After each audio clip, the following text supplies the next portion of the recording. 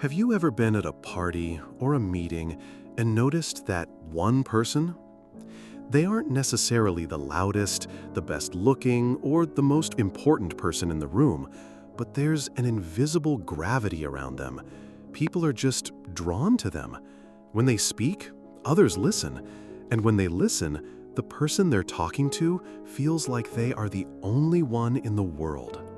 We call this quality charisma. And for most of us, it feels like a kind of magic, a rare gift that you're either born with or you're not. We see these effortlessly likable people and we think to ourselves, well, that's just not me. But what if I told you that charisma isn't magic at all? What if it's a code, a set of learnable behaviors and psychological principles that anyone can understand and practice?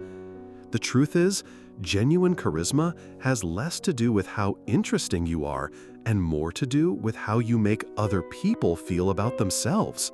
It's not about shining a spotlight on yourself.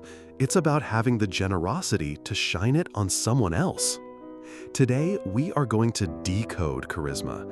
We're going to move past the myths and break it down into 5 core psychological pillars that can help you build more powerful and genuine connections with everyone you meet.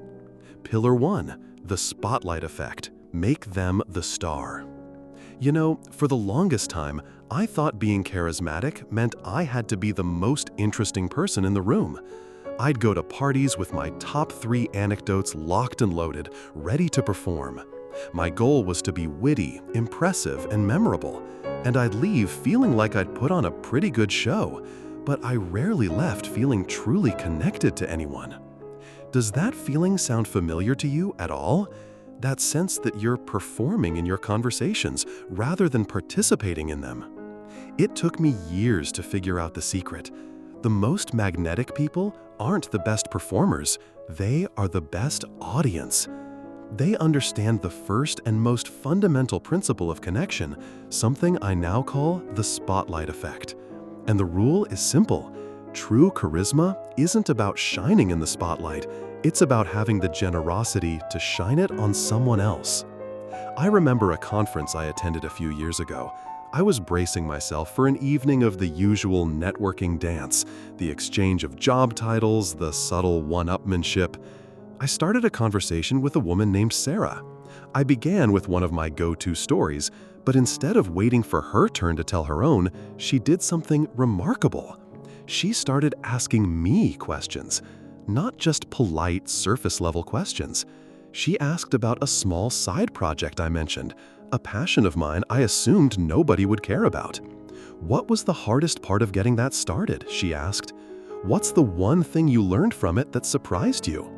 Her eyes didn't drift over my shoulder. Her phone stayed in her pocket. She leaned in slightly, fully present, and for 10 minutes, she made me feel like my little project was the most fascinating subject in the world. When I walked away, I realized I knew almost nothing about her job or her accomplishments, but I was absolutely convinced she was one of the most charismatic people I'd ever met. And that's when it clicked. The secret wasn't about being impressive, it was about being impressed. The psychology here is incredibly powerful. We all walk around with an entire complex universe inside our own heads. Our hopes, our secret fears, our passions, our memories, that is the most important story we know. When someone else sets aside their own universe for a moment and takes a genuine, curious step into ours, it sends a powerful message directly to our brain's reward system. You are seen. You are important. You matter. This feeling of validation is a fundamental human craving. In a world where most people are just waiting for their turn to speak, the person who truly listens is a rare and magnetic force. A healthy interaction should be a tennis match. A non-charismatic interaction is often a series of people serving their own ball, trying to hit it harder than the last person.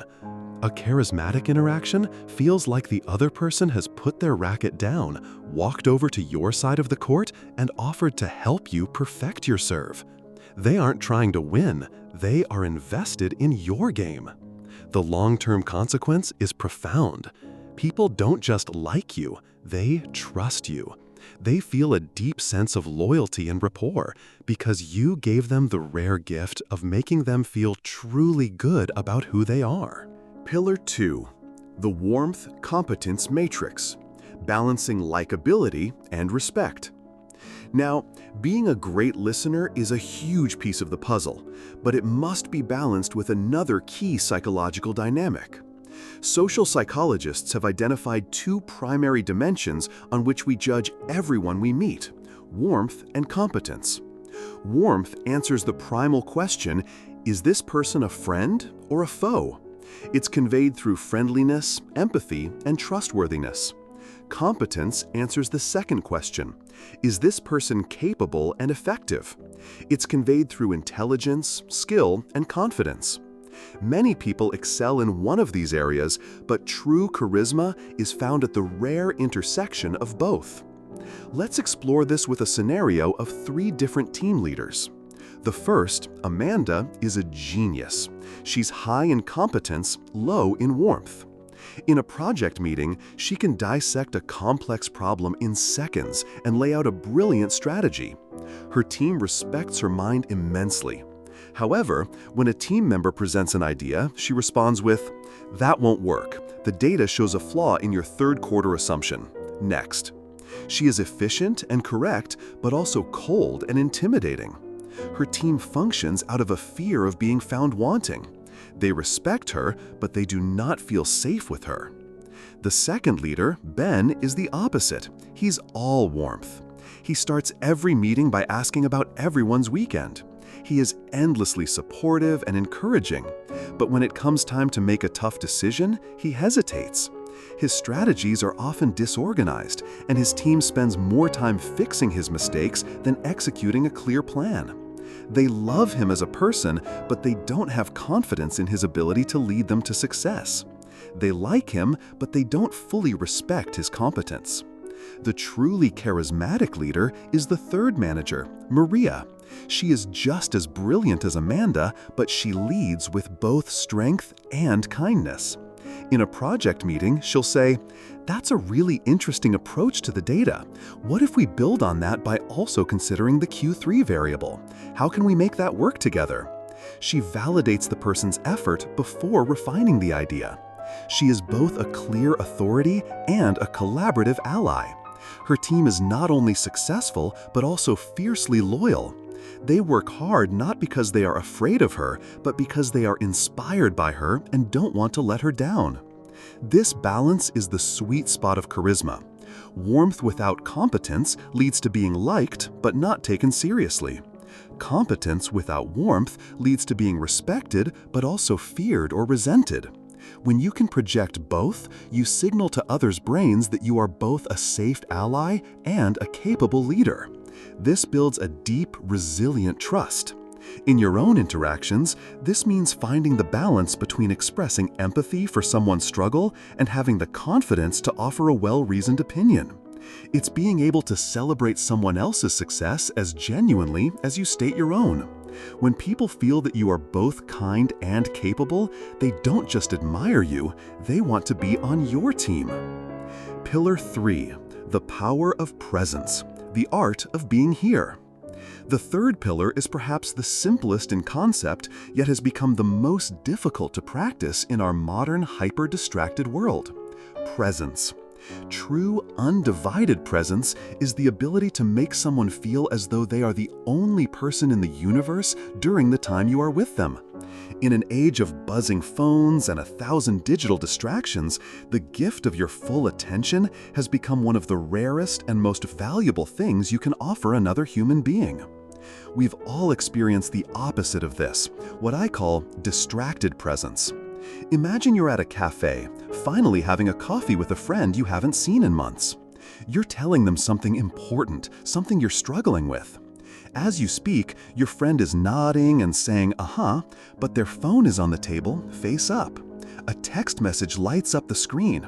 Their eyes, almost involuntarily, flick down to the phone for just a split second before returning to you. They might say, "Sorry, you were saying?" But the damage is done. A subtle, powerful message has been sent. You are not as important as the possibility of something else happening on this screen.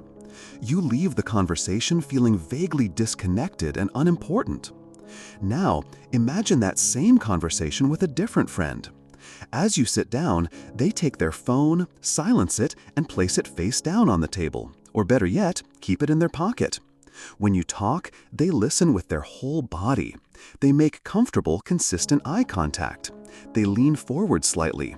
They react to your story with their expressions, a wince of empathy, a smile of encouragement. They are not just hearing your words, they are receiving your experience. You leave this second conversation feeling validated, respected, and deeply connected. This person, you feel, truly gets you. The psychology here is fundamental. Being present is the ultimate nonverbal signal of respect. It tells the other person's brain, I value you, I value your time, I value what you have to say. In a world that constantly bombards us with stimuli, our focused attention is our most precious and finite resource. Choosing to give it to someone freely and completely is a profound act of generosity. It builds psychological safety and allows for true vulnerability and connection. You cannot fake presence. People have highly evolved social radars. They can sense when your mind is elsewhere. But when you truly practice it, it becomes a superpower.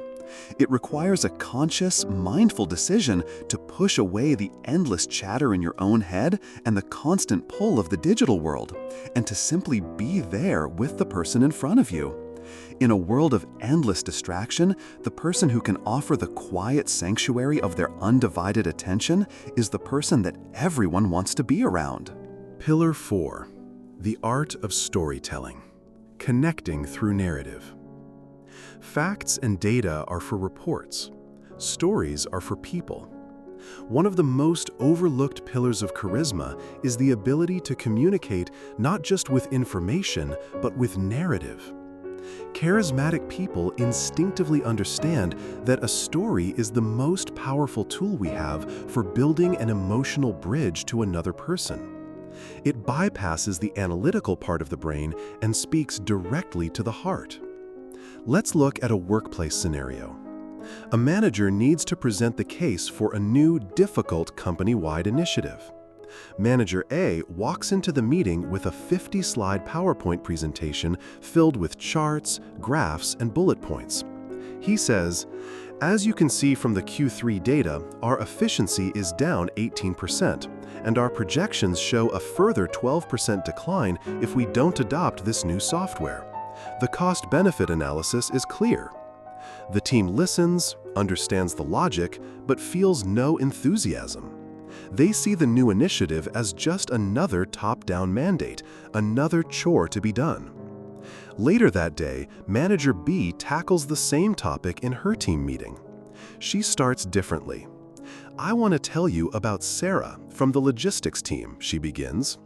She tells a short, compelling story about how Sarah currently has to stay 2 hours late every night, manually reconciling 2 different inventory systems, and how it's causing her to miss dinners with her kids.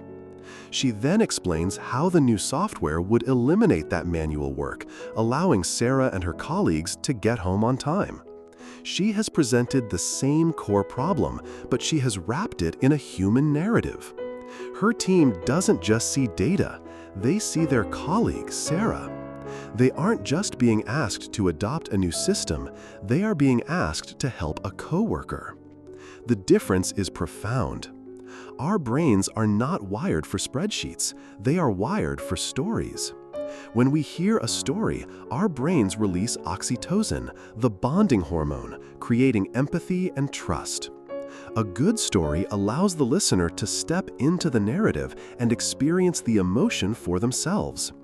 It transforms a dry, logical argument into a shared emotional experience. A person who relies only on facts and logic to persuade is often seen as cold or robotic. They may be right, but they are not compelling. The charismatic individual knows how to weave facts into a narrative. They use anecdotes to illustrate a point. They use metaphors to make a complex idea feel simple. They don't just present information, they create meaning. This is a skill you can cultivate. Before your next presentation or important conversation, think about the data, but also think about the story. What is the human element? Who is affected? By learning to communicate through narrative, you don't just become more persuasive. You become more memorable, more relatable, and infinitely more charismatic. Pillar 5. The power of authentic passion. The magnetism of genuine enthusiasm. The final pillar is a quiet but immensely powerful force: authentic passion. People are irresistibly drawn to those who are genuinely enthusiastic about something. It doesn't even matter what the subject is. When someone's eyes light up as they talk about their work, their hobby, or an idea they believe in, we can't help but lean in. Genuine passion is a magnetic force. Imagine you are at a dinner party, seated next to two different people. The first person you talk to is a highly successful investment banker. You ask him what he does. He sighs and gives a cynical, world-weary description of his job, complaining about the long hours and the soulless nature of his work. He is impressive, wealthy, and successful by every external metric, but the conversation feels heavy and draining. Later, you talk to the person on your other side, a quiet high school astronomy teacher. You ask her what she does. Her entire demeanor changes. Her eyes light up. She starts talking about the rings of Saturn, about the thrill of showing a student the Andromeda galaxy through a telescope for the first time. She might not be as successful as the banker, and you may have no personal interest in astronomy, but you find yourself utterly captivated. Her passion is contagious. You walk away from that conversation feeling energized and inspired. Why is this so effective? Because genuine passion signals several things that our brains are wired to find attractive. First, it signals authenticity. In a world where so many people are guarded or cynical, someone who is openly enthusiastic about something feels real and trustworthy. They are not afraid to show what they care about. Second, it signals vitality and purpose. A person with a passion is a person who is deeply engaged with life. They have found something that gives them meaning and energy. This is an incredibly attractive quality, as it suggests they have a rich inner world and are not solely dependent on others for their happiness. Apathy and cynicism, while sometimes postured as cool or sophisticated, are actually emotional dead ends. They create distance. Passion, on the other hand, creates an invitation. It says, "I have found something wonderful in this world, and I want to share its energy with you." This doesn't mean you have to be bubbly or extroverted. A quiet passion can be just as powerful as a loud one. It's about the light in your eyes when you discuss a topic you love. It's the genuine excitement in your voice. To cultivate this, you don't need to change your personality. You simply need to give yourself permission to be enthusiastic. Don't downplay the things you love to seem cool. Let your nerdy, passionate self show. Whether your passion is for building ships in a bottle, coding a new app, or perfecting a sourdough starter, letting that genuine enthusiasm shine through is one of the most powerful and authentic ways to draw others to you. So, as you can see, charisma isn't an unexplainable magic. It's a code, and it's a code that can be learned. It's the practice of making others feel seen by turning the spotlight on them. It's the balance of projecting both your warmth and your competence. It's the rare gift of being truly present. It's the wisdom to connect through stories, not just facts. And it's the courage to show your authentic passion. This isn't about becoming someone else. It's about taking the best parts of who you already are: your curiosity, your intelligence, your passions, your capacity for connection, and learning how to express them more effectively. Charisma isn't about performance, it's about connection. What's a trait you've noticed in the most charismatic person you know?